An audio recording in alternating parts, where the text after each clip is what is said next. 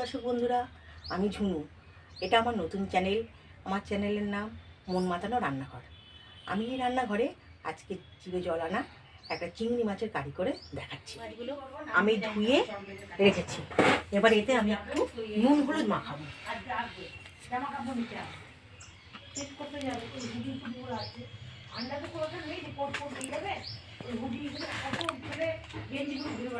এই আমি একটু নুন হলুদ মাখিয়ে নিলাম।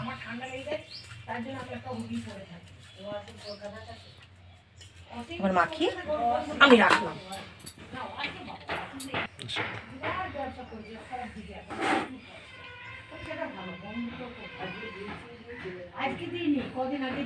এবার আমি কয়েকটা আলু কেটে নেবো।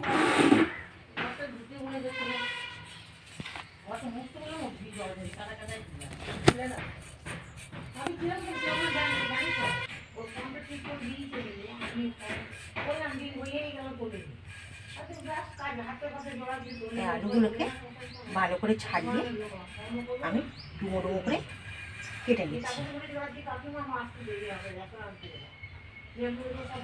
খুব বড় বড় করে কাটার দরকার নেই, ঠিক এরকম পিস করলে হবে।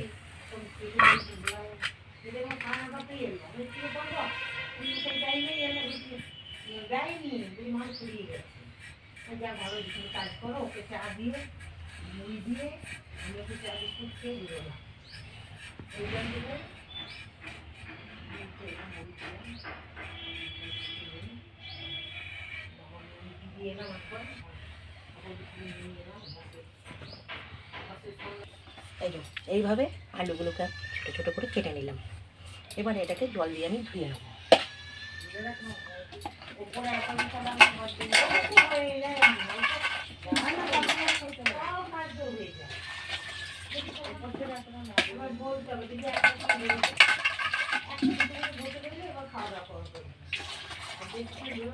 আলুগুলোকে আমি জল দিয়ে পরিষ্কার করে ধুয়ে রাখছি। এবার আমি পেঁয়াজ আদা রসুনটা কেটে নেব।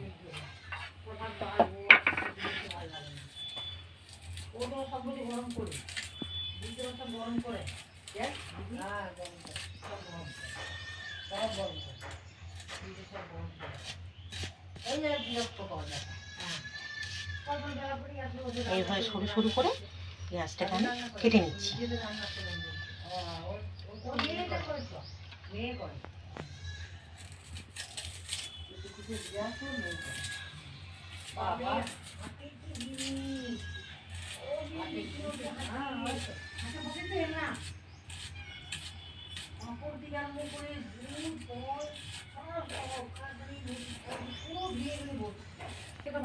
এইভাবে ছোট ছোট করে কুচিয়ে পেঁয়াজগুলো আমি কেটে নিলাম। এবার আমি আদা কাটবো।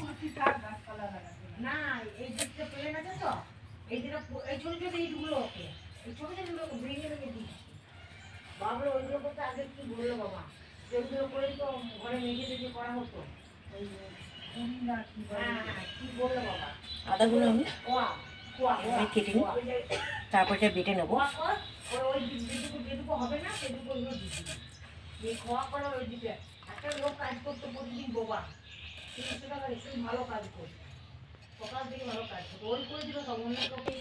আদা একটু কেটে নিলাম।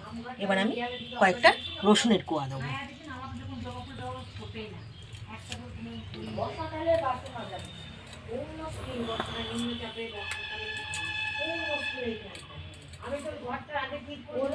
রসুন খুব বেশি দেওয়ার দরকার নেই, কয়েকটা কোয়া দিলে যথেষ্ট।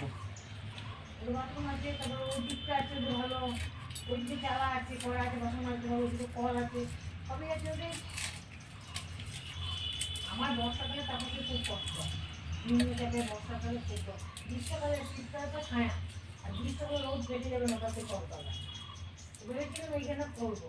তবে এইটুকুটা আমার দাদা পুরো ছাদ তো দিচ্ছে ৮০,০০০ টাকা, আর আমার এইটুকুটা করি। এই যে পেঁয়াজ কুচি, আদা রসুন।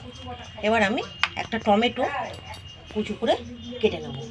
এই 4 ফালা করে কেটে নিলেই হবে। হ্যাঁ,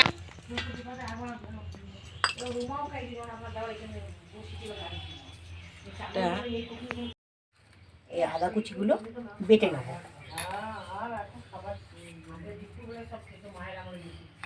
আর তার সাথে দুটো কাঁচা লঙ্কা দিয়ে দিলাম। এবার আমি কাঁচা লঙ্কা দিয়ে আদাটাকে ভালো করে বেটে নেব।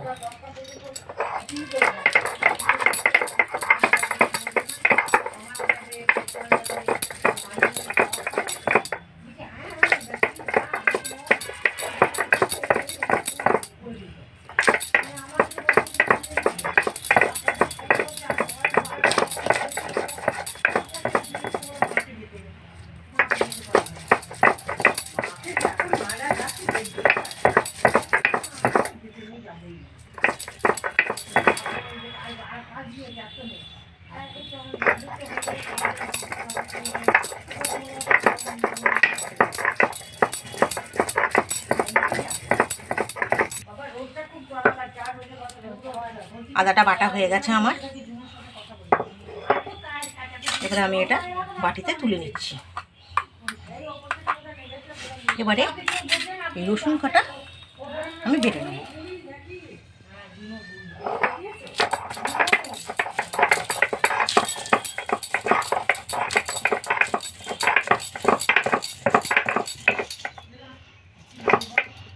আর বেশি না বাটলেও চলবে।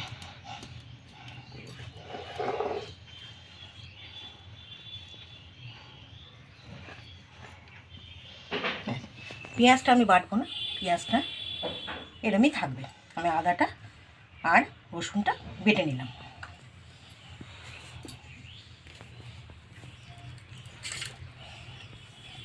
গ্যাস ধরিয়ে নিচ্ছি।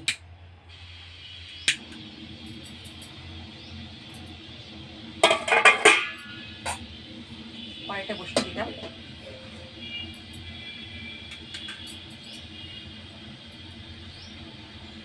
এবার কড়াই আমি খানিকটা তেল দিলাম।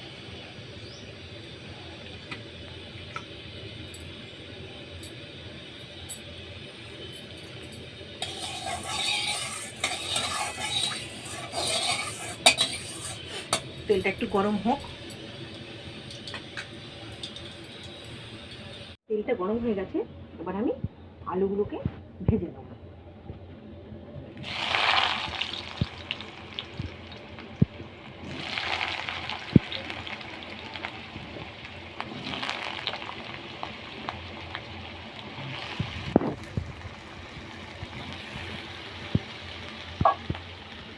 একটু নুন হলুদ দেবো।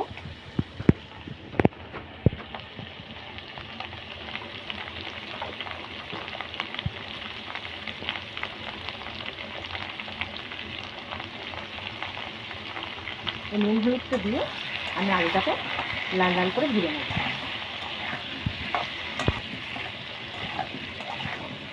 বলবো আবার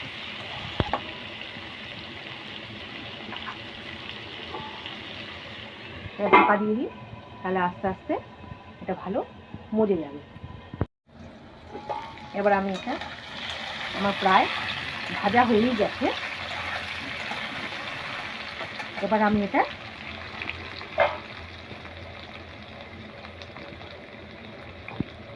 আলুগুলো ছেঁকে ছেঁকে নামিয়ে নেব।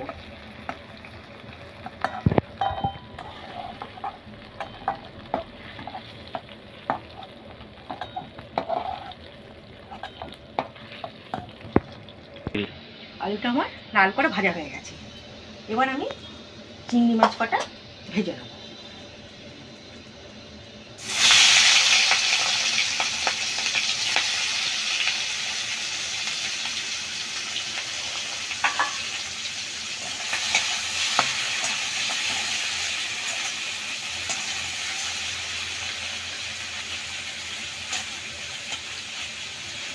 ভালো করে চিংড়ি মাছ কটা আমি ভেজে নেব।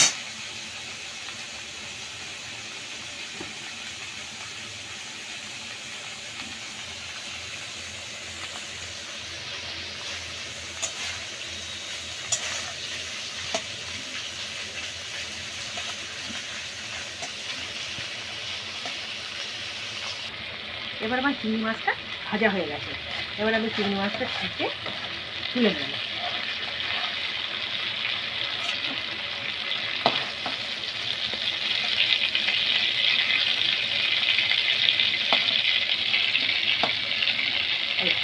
যে তেলটা আছে এতেই আমি আরেকটু তেল দিয়ে দেবো।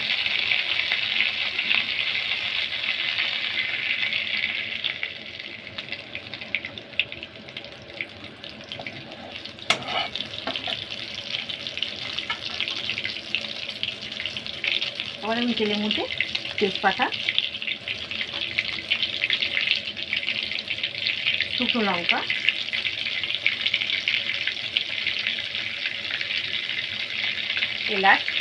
এলাচটা আমি একটু ফাটিয়ে নেব। এলাচ, একটু লবঙ্গ একটু, আর একটু দারচিনি, আমি একটা ফোড়ন দিয়ে দিলাম।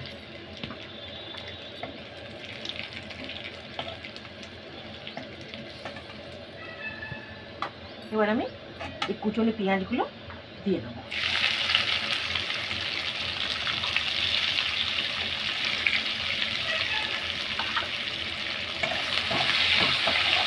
এই পেঁয়াজটা আমি লাল করে ভেজে নেবো।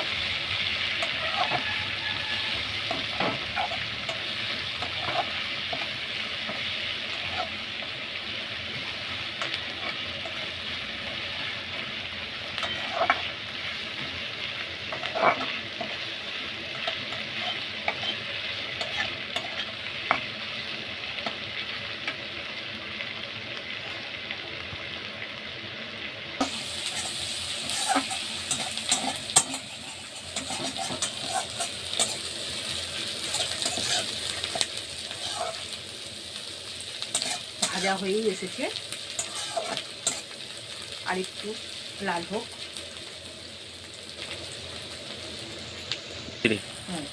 এবার আমার পেঁয়াজটা লাল করে ভাজা হয়ে গেছে।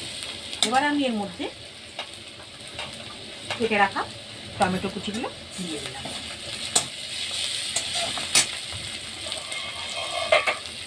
আদা বাটা, রসুন বাটা আমি একসাথে দিয়ে দিলাম।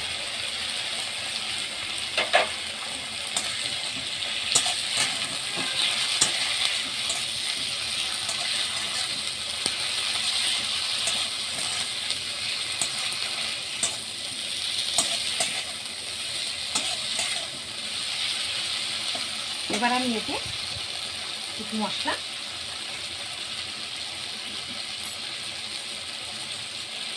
একটু জিরের গুঁড়ো, একটু ধনে গুঁড়ো, হলুদ,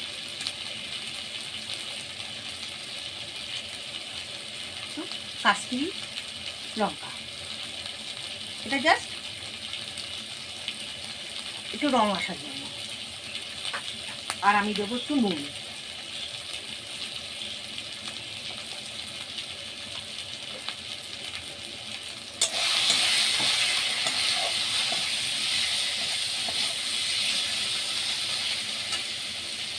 আমি একটু মশলার জলটা সামান্য একটু দিয়ে দিলাম।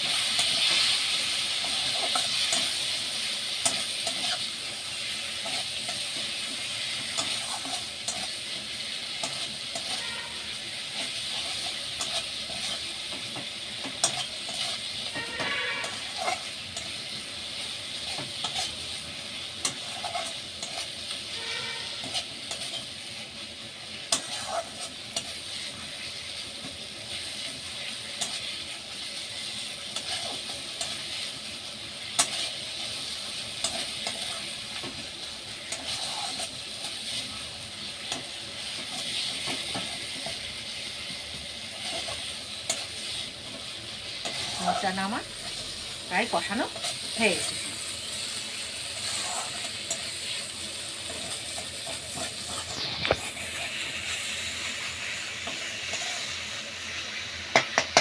এবার আমি এতে একটু চিনি দেবো, অল্প একটু স্বাদ মতো চিনি।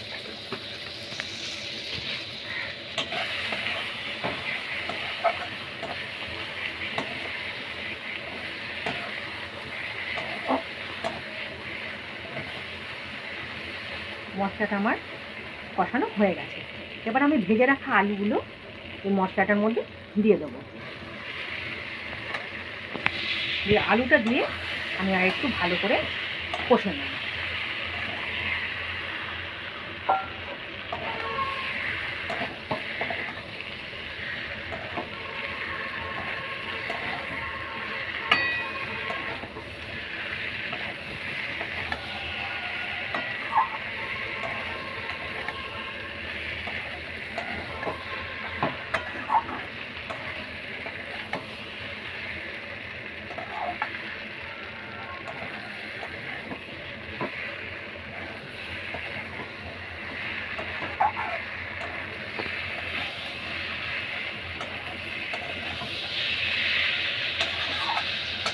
আলুটা দিয়ে কষে নেবার পর আমি এই ভেজে রাখা চিংড়ি মাছগুলো এর সাথে দিয়ে দেবো। দিয়ে আমি এটা আরেকটু কষে নেব।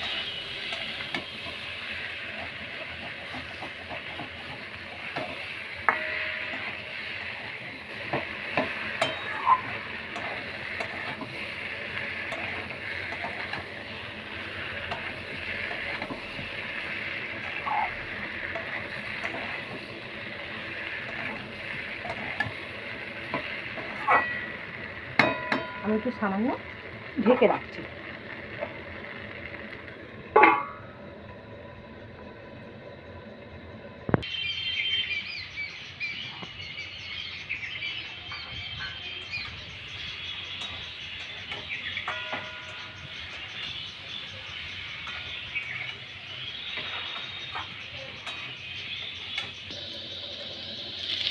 এবার আমি ঢাকনাটা সরিয়ে, এটা আমার খুব সুন্দর কষা হয়ে গেছে। এবার আমি একটু জল দেবো।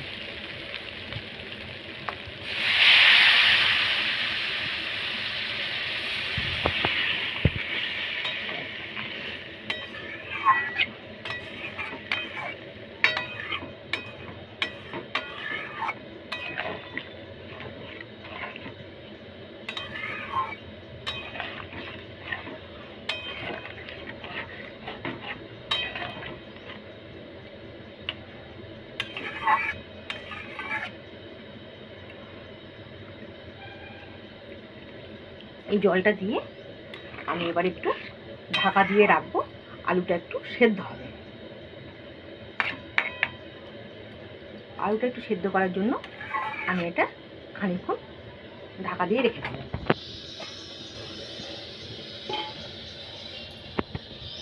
এটা সরিয়ে এবার আমার কারিটা রেডি হয়ে গেছে।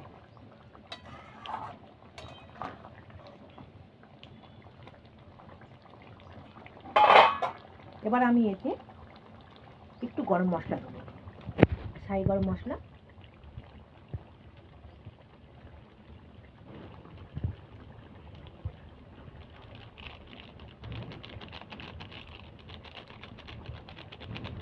একটু গরম মশলা আমি দিয়ে দিলাম, আর একটু ঘি দেবো।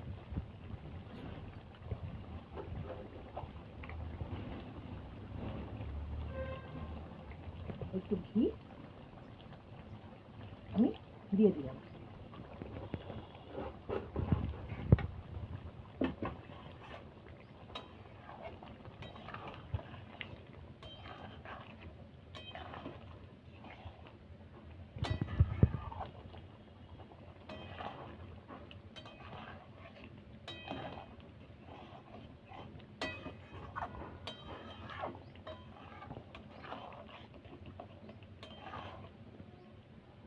দেখুন আমার এটা রেডি হয়ে গেছে। এবার আমি এটা ঢেলে নেব। দেখাবো, ঢেলে নেব।